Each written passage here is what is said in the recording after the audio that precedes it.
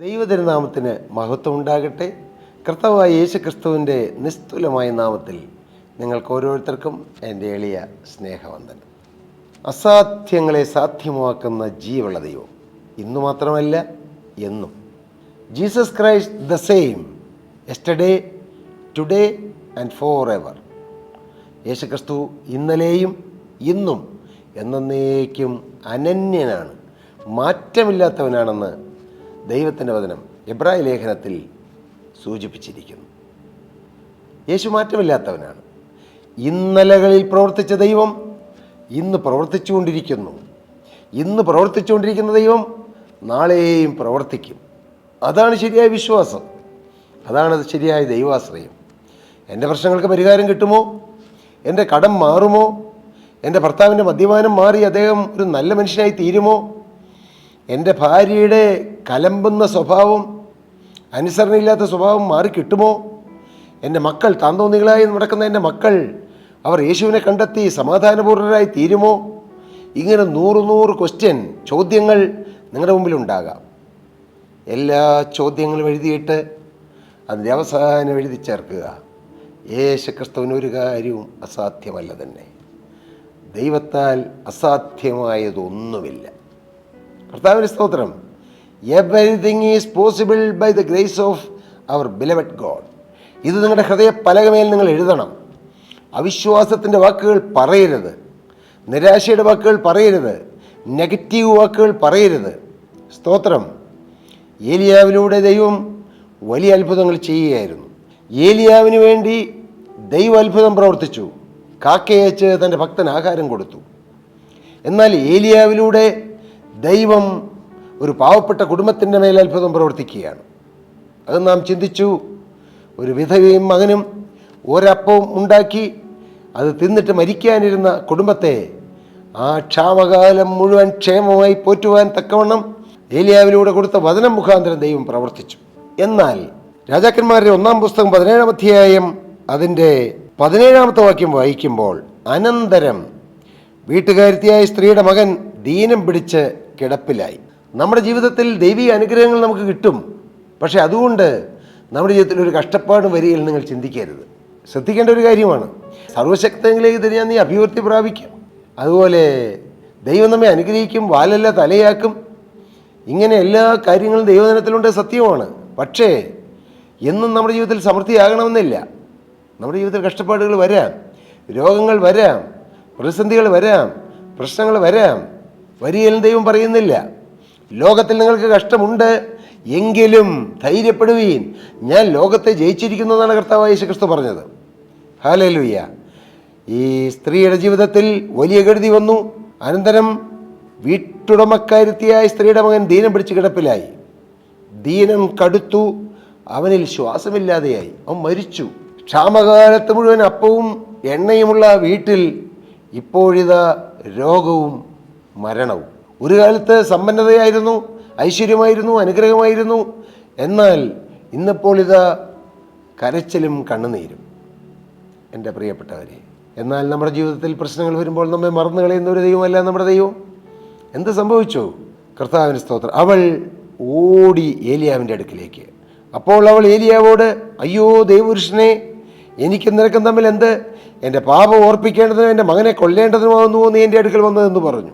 ഇവിടെ നാം മനസ്സിലാക്കേണ്ട ഒരു കാര്യം, ഈ മകന് രോഗം വന്നപ്പോൾ, ഈ മകൻ മരിച്ചപ്പോൾ ഈ സ്ത്രീക്ക് പാപബോധം കിട്ടി. അവൾ പറയുകയാണ്, എൻ്റെ പാപം ഓർപ്പിക്കേണ്ടതിനാണോ നീ എൻ്റെ അടുക്കൽ വന്നതെന്ന്. ഏത് പാപമാണ് അവൾക്ക് വന്നതെന്ന് വ്യക്തമായി ബൈബിൾ പറയുന്നില്ല. പക്ഷേ ഏതോ ചില പാപങ്ങൾ, ഏതോ ചില കഴിഞ്ഞകാല പാപങ്ങൾ അവളുടെ ജീവിതത്തിൽ ഉണ്ടായിരുന്നുവെന്ന് അവളുടെ ജീവിതത്തിൽ വന്ന ചില കെടുതികൾ മൂലം അവൾക്ക് മനസ്സിലായി.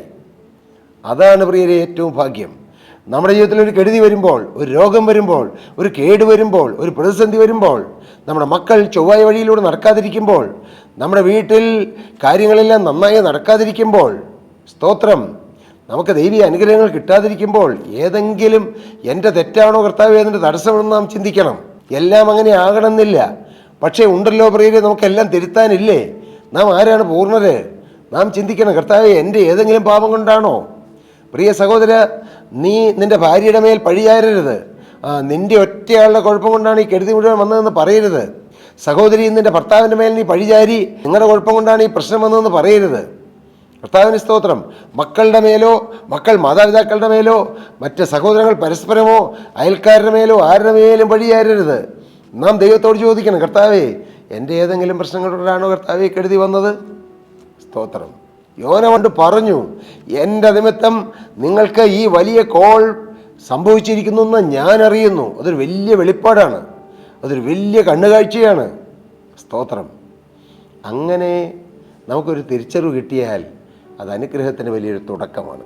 ഈ സ്ത്രീക്ക് കിട്ടിയ ഭാഗ്യം, തൻ്റെ മകന് രോഗം പിടിച്ചു, അവൻ മരിച്ചപ്പോഴും അവൾക്ക് തിരുത്താനുള്ള ചില പാപബോധങ്ങൾ കഴിഞ്ഞ കാലങ്ങളിൽ സംഭവിച്ചത് അവൾക്ക് മനസ്സിലായി കിട്ടി. പ്രിയപ്പെട്ടവരെ, ഒരു മനുഷ്യൻ ലഭിക്കാവുന്ന ഏറ്റവും വലിയ ഭാഗ്യം പാപമോചനം കിട്ടുക എന്നുള്ളതാണ്. ഈ ഭൂമിയിലെ രോഗസൗഖ്യം കിട്ടുകയോ അപ്പത്തിൻ്റെ ദാരിദ്ര്യം മാറുകയോ പട്ടിണി മാറുകയോ അല്ല. ഒരു മനുഷ്യൻ ലഭിക്കാവുന്ന ഏറ്റവും വലിയ ഭാഗ്യം പാപമോചനം കിട്ടുക എന്നുള്ളതാണ്. യേശുവിൻ്റെ രക്തത്താൽ പാപങ്ങൾ കഴുകി കിട്ടുക എന്നുള്ളതാണ്. അത് ഈ സ്ത്രീക്ക് ദൈവം ഭാഗ്യവശാൽ കൊടുത്തു. ഹല്ലേലൂയ. 19-ാമത്തെ വാക്യം, ഏലിയാവ് അവളോട്, നിന്റെ മകനെ ഇങ്ങ് തരിക എന്ന് പറഞ്ഞു. അവനെ അവളുടെ മടിയിൽ നിന്നെടുത്ത് താൻ പാർത്തിരുന്ന മാളിക മുറിയിൽ കൊണ്ടുചെന്ന് തൻ്റെ കട്ടിൽ മേൽ കിടത്തി. നിന്റെ മകനെ ഇങ്ങ് തരിക. ജീവനുള്ള ദൈവം തൻ്റെ പ്രവാചകനിലൂടെ പറയുകയാണ്, നിന്റെ പ്രശ്നം ഇങ്ങോട്ട് താ. എക്കാലത്തും ജീവനുള്ള ദൈവം അങ്ങനെയാണ് പറയുന്നത്. മോനെ, നിന്റെ പ്രശ്നങ്ങൾ നിന്റെ കൈവശം വെച്ചുകൊണ്ടിരിക്കരുത്. അത് കടമാണോ കടബാധ്യതയാണോ യേശുവിന് കൊടുക്കുക. നിന്റെ രോഗമാണോ അത് യേശുവിൻ്റെ കയ്യിലേക്ക് കൊടുക്കുക. നിനക്ക് പഠിക്കാൻ കഴിവില്ലാത്തതാണോ അത് യേശുവിൻ്റെ കയ്യിലേക്ക് കൊടുക്കുക. നിന്റെ ഏതെങ്കിലും ബലഹീനതയാണോ അത് യേശുവിനെ ഏൽപ്പിക്കുക. നീ കയ്യിൽ വെച്ചുകൊണ്ടിരിക്കരുത്. നിന്റെ കയ്യിലിരുന്നാൽ ഒന്നും സംഭവിക്കുകയില്ല. പക്ഷേ നിന്റെ കയ്യിലുള്ളത് യേശുവിൻ്റെ കയ്യിലേക്ക് കൊടുക്കുക. ആ ബാലകൻ തൻ്റെ കയ്യിലുള്ള 5 അപ്പവും 2 മീനും തൻ്റെ കയ്യിൽ വെച്ചുകൊണ്ടിരുന്നാൽ അവന് മാത്രമേ കഴിക്കാനുള്ളൂ. പക്ഷേ അവൻ യേശുവിൻ്റെ കയ്യിലേക്ക് കൊടുത്തപ്പോൾ 5 അപ്പവും 2 മീനും കൊണ്ട് 5000ങ്ങളെ പോഷിപ്പിച്ചു, 12 കൊട്ട നിറച്ചെടുത്തു. അതൊരു ആത്മീയ മർമ്മമാണ്. നമുക്കുള്ളത് യേശുവിന് കൊടുക്കുക. നമ്മുടെ കഴിവ്, നമ്മുടെ വിദ്യാഭ്യാസം, നമ്മുടെ നന്മകൾ, നമുക്കുള്ളത് എല്ലാം, നമ്മുടെ ആയുസ്, ആരോഗ്യം, അറിവ്, വിദ്യാഭ്യാസം എല്ലാം കൊടുക്കുക. നമ്മുടെ ഭവനം കൊടുക്കുക, നമ്മുടെ വാഹനം കൊടുക്കുക യേശുവിന്. യേശു എല്ലാം നന്നായി ചെയ്യും.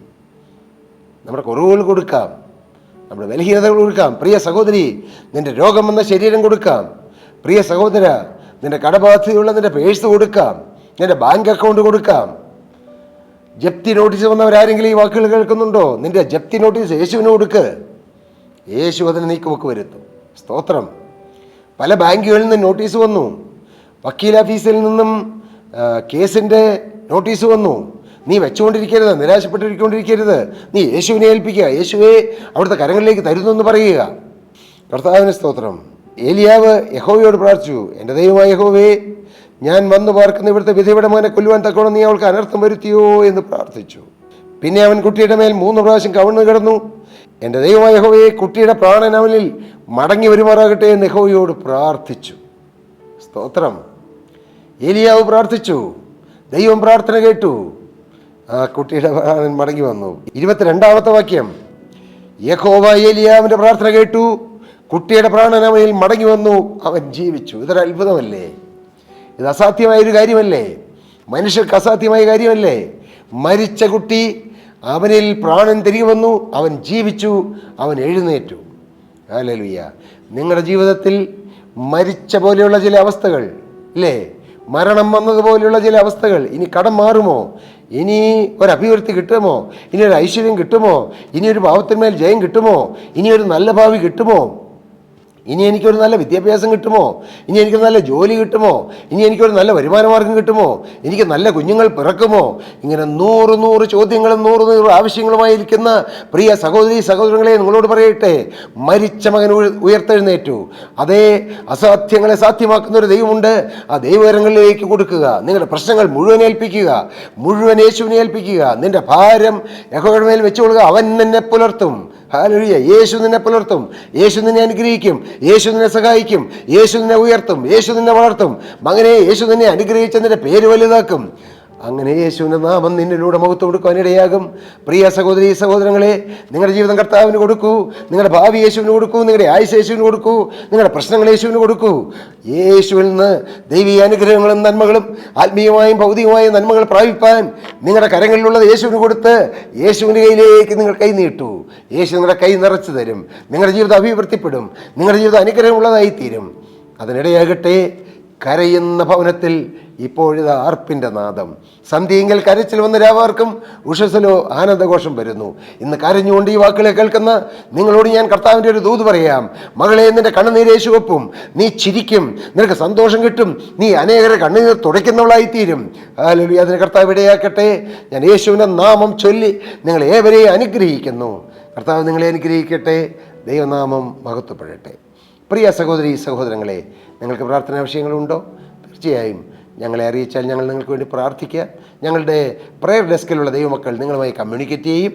തീർച്ചയായും നിങ്ങൾക്ക് ഞങ്ങളെ കോൺടാക്റ്റ് ചെയ്യാം. കർത്താവ് നിങ്ങളെ നിറവടിയായി അനുഗ്രഹിക്കട്ടെ. ദൈവനാമം മഹത്വപ്പെടട്ടെ. സ്തോത്രം.